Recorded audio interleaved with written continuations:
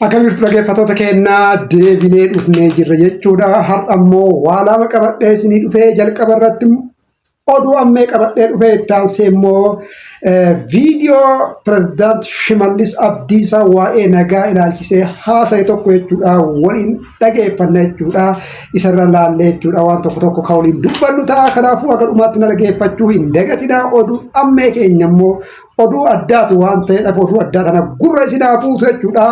Isii gurra isin buuse kallattimaan gara viidiyoo pirezidaantii Shimallis Abdiisaa dubbate irratti jechuudha. Isiniin kan dabru ta'e waa'ee nageenyatti wal qabateeti kan inni dubbate waa'ee nageenyatti maal akka inni jedhe jechuudha. Kallattimaan kan isin dhageessisu ta'a oduu ammee keenya irra deebinee kunoo oduu ammee keenya jechuudha. Oduun ammee keenya oduu jabduudha jechuudha. Itoophiyaan miseensa biyyoota musliimaa ta'uudhaaf iyyannoo isii galfattee jirti. Dhaabbanni kun dhaabbata OIC jedhamudha. OIC jechuun Organization of Islamic Cooperation jechuudha. Biyyoota gamtaa musliimaa jechuudha. Akkasitti yoo hiinu biyyoota gamtaa musliimaa akka AU jechuudha. AUtti aansee dhaabbanni kun dhaabbata lammaffaadha jechuudha. Akka addunyaatti waan diqqaa miti jechuudha. Dhaabbanni kun akka addunyaatti AUtti Afrikaa Yuuniyenitti aanee dhaabbata lammaffaadha jechuudha. Biyyoonni musliimaa lakkoofsaan baay'ee ta'an keessatti kan argamtudha. Kanaan wal qabatee Itoophiyaan miseensa dhaabbata kanaa yoo taate gaanfa Afrikaa irratti baha Afrikaa irratti akkasumallee Middle East kan jennuun kana biyyoota baafagoo kana keessatti biyya dhiibbaa guddaa uumtu ta'uu dandeetti jedhamee jechuudha irraa dubbatamaa jira. Kanaan wal qabatee Egypt yookaan immoo Misra jechuudha mormii guddaa dhageessisaa jirti. Itoophiyaan dhaabbata kana keessatti miseensa ta'uu hin qabdu kan jechuudha. Teessoon dhaabbata kanaa Jidda Saudi Arabiyaadha. Kanaaf Egypt immoo mormii guddaa dhageessisaa jirti. Biyyoonni baay'een immoo deeggaranii jiran jechuudha. Keessattuu biyyoonni akka AU jechuudha.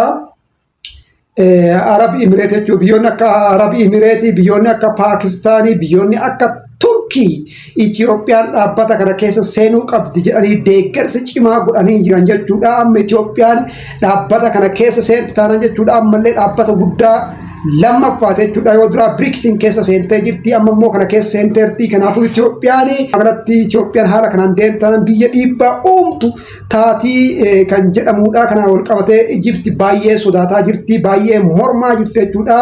Kanaaf oduun ammee keenya kana fakkaata. Amma immoo kallattii maanii gara viidiyoo pirezidaantii Shimallis haasa'e jechuudha. Waa'ee nageenyatti wal qabatee kan inni dubbate tokkotu jira. Waan inni dubbate kana isin dhageessee kallattii maan kan walitti deebinu ta'a. Isin immoo subscribe, share, like, comment gochuu hin dagatinaa isiniin jedha. Walumaan haa dhageeffannu. Ammas mootummaan keenya rakkoo amma jiru kana hunda karaa nagaatiif fiiguu barbaada. Walitti bu'iinsa naannoo keenya keessa jiru. Humna hidhatee socho'u faana. Ammas mootummaan keenya kallattii adda addaatiin karaa nagaatiin namni akka galu qe'ee Oromootti nagaan akka deebi'u gochuudhaaf cimina addaatiin hojjechaa jira. Ejjennoo nagaadhaaf qabnu gochaan agarsiisnee jira. Mariidhaan hiikuudhaaf awuroopilaanii erginee qaamolee hidhatanii socho'an fuunee baasnee mariisisnee karaa nagaadhaan dubbii jiru hiikuudhaaf mootummaan paartiin keessan karaa dheeraa deemu. Ammas hin deemne cimsinee itti fufu. Kanaaf ammas karaa nagaatiin galaa jennaan jechaadha. Mootummaan karaa nagaatiin paartiin keenya isin faana hojjechuudhaaf waan jiru isin faana karaa irra buusuudhaaf qophaa waan ta'eef mari'atee hiikuudhaaf qophaa waan ta'eef ammas as magaalaa Naqamtee irraa waamicha nagaa dhiyeessinaaf. Humna Baawoo Shanee humna finxaaleeyyii kana waan afuriin deeggara. Tokkoffaa fi inni duraa hojii isaanii jalqabaa uummata eeggachiisu. Uummanni keenya cunqursaa meeqa keessattuu qeessaa tikfatee kan jiraate hamma ta'e hidhannoo waan qabuuf. Baawoo Shanee waggoottan darban itti hiriiree uummata keenya hidhannoo eeggachiise. Uummanni keenya humna akka hin qabaanne godhe. Tokkoffaa uummata keenya dadhabsiisuudhaan kan isaan humna kana deeggaraa jiran. Humna finxaaleeyyii kana deeggaraa kan jiran. Lammata humna finxaaleeyyii kana kan isaan deeggaraa jiran mootummaa diiguudhaan mootummaa dadhabsiisuudhaan mootummaa gandarra jiru aanarra jiru akka inni humna hin qabaanne gochuudhaan diiguudhaan ummanni hirkoo akka inni hin qabaanne gochuudhaan sadaffaa abaa'oo shaneen humna finxaalee kana kan deeggaraa jiru gaafa humni kun iddoo tokko rukutee qabatu humni mootummaa gaafa dhaqee humna sana tarkaaffii irratti fudhatee sirreessuudhaaf deemu waraana humna mootummaa irratti banuudhaan. Arfaffaa humni finxaaleeyyii kun immoo iddoo tokko dhaqee qabate abaa'oo shaneen dhaqxee ittiin buutu hin beektu sinis biran geessu miti alaalatti irraa dheessiti.